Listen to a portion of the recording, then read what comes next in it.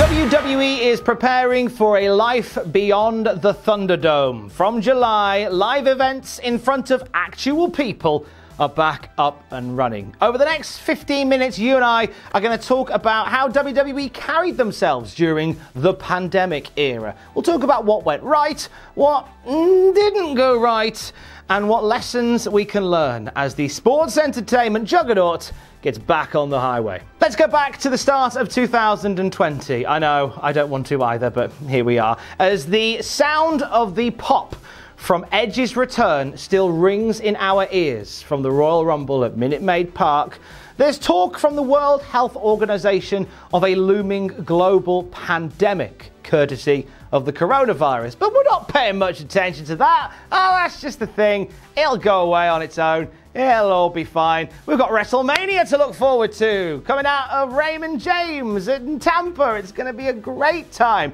But as we're getting on that road, as the show draws more and more closer, we're seeing more people across the world getting diagnosed with Covid-19. It was on March the 11th that the NBA suspended its season after two of its players got diagnosed with Covid. And this started people thinking, is this a bigger problem than we thought it might be? It led to conversations between Vince McMahon and Tampa regarding the status of WrestleMania. Those conversations ended with both parties saying, look, as long as it doesn't get any worse, then it's going to go ahead. As a precautionary measure, and as places were starting to close up shop ahead of what may have been coming their way, WWE decided to stop all live touring and move Raw and SmackDown into the WWE Performance Center. That episode of SmackDown on March the 13th with those empty rows of seats and Triple H larking about, it's quite surreal viewing. But what of WrestleMania? Because as all this is going on, in pretty quick fashion, COVID cases are doing this. So another meeting is held between WWE and Tampa. And it was in the second meeting that it was decided, look, if WWE doesn't shut WrestleMania down, then we will shut WrestleMania down for them. After a couple of days of a game of pandemic chicken, the decision was made to move WrestleMania out of Raymond James and into the Performance Center. And all WrestleMania-based activity, TakeOver and the Hall of Fame, and Raw and SmackDown before it, would be moved either to the Performance Center or just cancelled altogether. So from here, we have 2 nights of WrestleMania emanating from what is essentially an empty gymnasium. And it was a very odd 2 nights. Just the biggest marquee event of the year happening in a gym in front of nobody.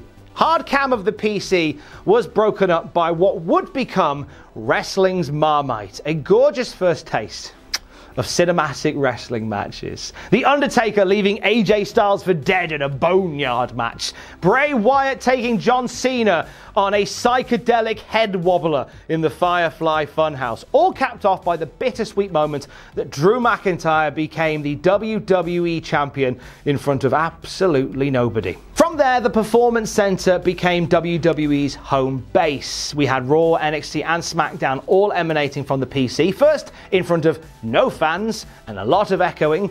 Then in front of a few NXT stars and trainees to make a little bit of noise. Then a few selected fans.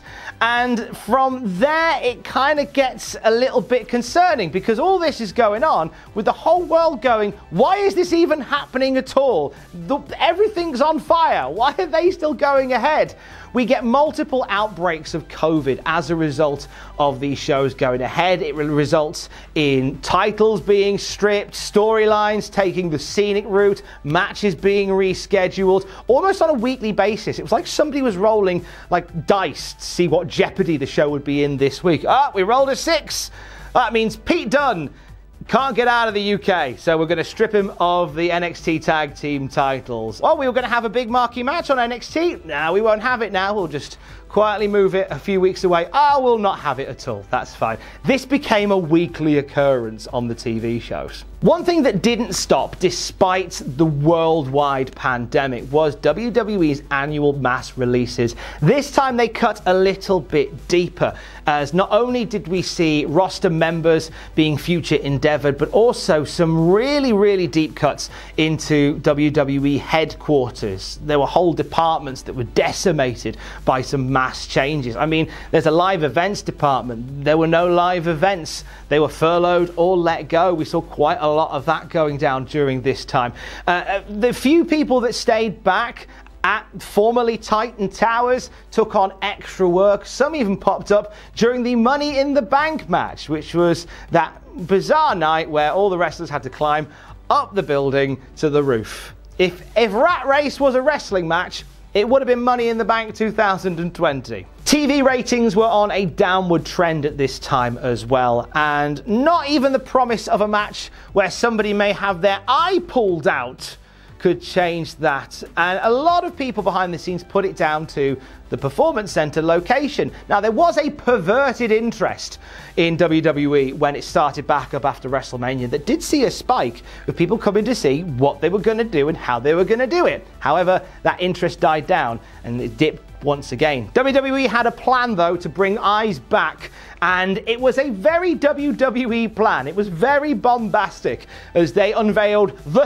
ThunderDome ahead of SummerSlam. This turned arenas across Florida into a soundstage come Zoom party in which fans from across the world could log in and have their pictures, their visages seen during a WWE TV show. Me and Barry were on SmackDown. There we are. We're having a great time. That was a good night. I was up till 2 in the morning doing this to my webcam. At one point, Alex came in and wondered what I was doing. It was a strange time. Over 1 million people have logged on to this now award-winning service and been a part of TV shows, being directed by people in the ear telling them whether to thumbs up the goodies or thumbs down the baddies. And all the while, crowd noise piped in. Kevin Dunn pressing buttons on a special soundboard to make the crowd noise. It felt a bit like a WWE show again off the bat, I have to say. It did feel like a traditional WWE experience once more. Fans were welcomed back in a COVID-secure way for WrestleMania 37. Very much an acid test to how WWE would cope once touring got back up and running. Despite rain momentarily stopping play, we got ourselves a WrestleMania that went pretty well, all being considered. Fans welcomed back, and we were told that the next time we'd see fans in front of a wrestling show, it would be for good. And it looked as if we were looking at SummerSlam as the next night we'd see fans back in arenas. However, some of WWE's benefactors, i.e. Fox, have encouraged the company to bring that date forward. So this is where we are today. From July, we will have Raw and SmackDown and pay-per-views going forward back in front of fans. So the pandemic era of WWE is drawing to a close. What went well? Well, it goes without saying that no one does production quite like WWE. They are simply the best when it comes to putting these kind of shows on, and the ThunderDome is an amazing example of WWE's high production, high engineering and initiative coming to life there. It's a really impressive a setup that they had there. You cannot fault how amazing it is. Whatever your feelings towards the product, the ThunderDome looked really good, and it came the closest that we've had to regular WWE programming since before the pandemic. Having no fans there also allowed WWE to have some fun with some more creative segments, such as, The Fiend and Bray Wyatt being in the same shot at the same time. We see Alexa Bliss changing costumes back and forth during a match, stuff that you wouldn't have been able to pull off as smoothly in front of crowds. You would have had people filming the things as they were happening. With the power of editing and post-production, you can really make that stuff come to life. And they did that really well. They did really well. Also, and this is going to be divisive, I think cinematic wrestling matches have been a bit of a revelation.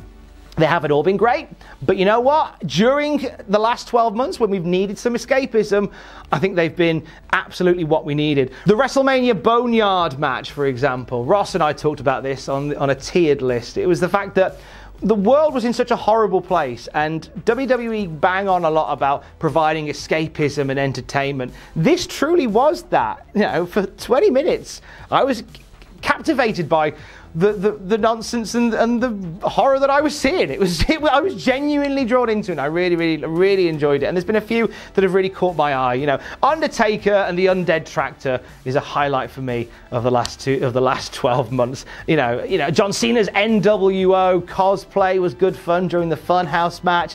Then we had stuff like Daniel Bryan and AJ Styles almost getting future endeavored during the Money in the Bank match. That squid thing during Street Profits and Viking Raiders thing. Braun Strowman fighting himself in the swamp.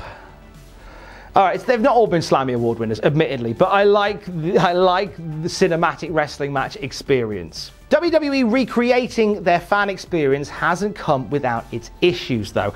And Jack talked about this beautifully on Cultaholic.com, where he said that WWE have been flying blind for the past 12 months. They can't gauge reaction from fans because the only fans that are there are doing what they're told to do. Thumbs up, thumbs down for the wrestlers. You don't get those organic crowd support moments like you have done previously, you know, considering the circumstances. You know, a lot of wrestlers cite the crowd getting behind them as a moment that changed their career. You couldn't have had a yes movement during the pandemic era, not while Kevin Dunn is controlling thisisawesome.wav.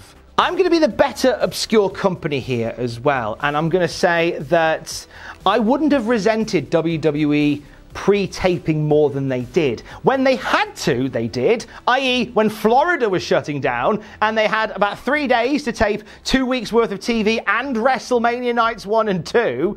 You know, they've done it and they can do it, but they were very adamant that they wanted to be live every single week, despite the fact that places like Fox and USA both said, look, we don't mind it not being live, we just want first-run WWE programming. You know, all being considered, all of this going on, you know, if you want to tape them, tape them. But they were adamant that they needed to be taped every single week. And I think there's an issue there with constantly getting your team to travel back and forth during a pandemic. You know, Impact Wrestling taped like 6 or 7 weeks on the bounce, and then their guys went home, which isn't a bad thing to do. It's not like anyone's going to spoil it. Well, okay, well, maybe that one time when Keith Lee won the title of the Great American Bash. But apart from that, no one's going to spoil it, are they?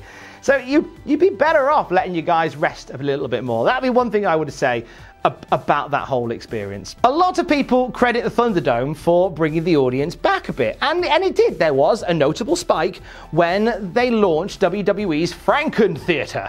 However, that's kind of dipped back down again, and we're at a point now where ratings are quite low again. And here's a wild idea. Maybe it's not about the arena, why people are staying and why people are going. It's not about the arena. I think it should be about the product. Like, if you have a compelling wrestling show with great weekly storytelling, it doesn't matter whether you hold it in the ThunderDome, in the PC, in the CWC, in the DFS sale, it doesn't matter where you hold it. I think if it's a strong product, people will stay and watch it. I think it's easy just to assume, oh, they just didn't like looking at the Performance Center. No, they just weren't enjoying the product. You know, tell some stories and that people like, and they'll stay regardless of where you are. So with the ThunderDome getting unplugged and the lorries being loaded once more, what can we learn as WWE gets back out on the road? Well, I think genuinely in this new world, in this new equilibrium, if we're going to use Torodov's narrative theory, less is gonna be more. I don't think you need to be running the roster ragged in 2021 and beyond. You know, back in the day where people would work like 6 nights a week, 350 days a year on the road, you never see your kids, You don't need to do that anymore because WWE have made more money in the last 12 months coming out of one venue, 3 times a week at most. And with that, you can use that model to go, let's not destroy our roster and our staff by making them travel all these different miles. We can save money on travel if we just have Raw, SmackDown, and a pay-per-view, you know? That would make so much more sense if you just have the shows in the big cities, in the big markets, and run them from there. Apologies, by the way, to Matty Eggs in back of nowhere, Wyoming, who was buzzing for that half-hearted SmackDown show from a rec center up the road from him, headlined by King Corbin versus Rick Boogs. Gutted for you, mate, but you know what? It's for the best. By having the WWE roster working once, maybe twice a week as opposed to 5 or 6, you're going to have a fresh, invigorated, healthier team of people, both physically and mentally. That can't be a bad thing, right? Also, let's not retire the cinematic wrestling thing, shall we? As I said earlier, I think that style of production is something that can be used to enhance storylines going forward if done correctly. You'll have to adapt it a little bit, you know, because you're going to have crowds there. Now, you can't put on like 40-minute sort of cinematic showcases on a big screen. The fans are going to get upset by that. But if you can manage to find a way to weave it into a live experience, it's going to be money. So let's not mothball the cinematic wrestling match, because I think it's still got some mileage, even with the WWE Universe in the building. So as Vince and co pull away from the bio bubble of body slams, what do you think has been a highlight of the pandemic era? And what can they learn going forward from it? Let me know in the comments below. Thanks very much. Stay safe. Love you. Bye.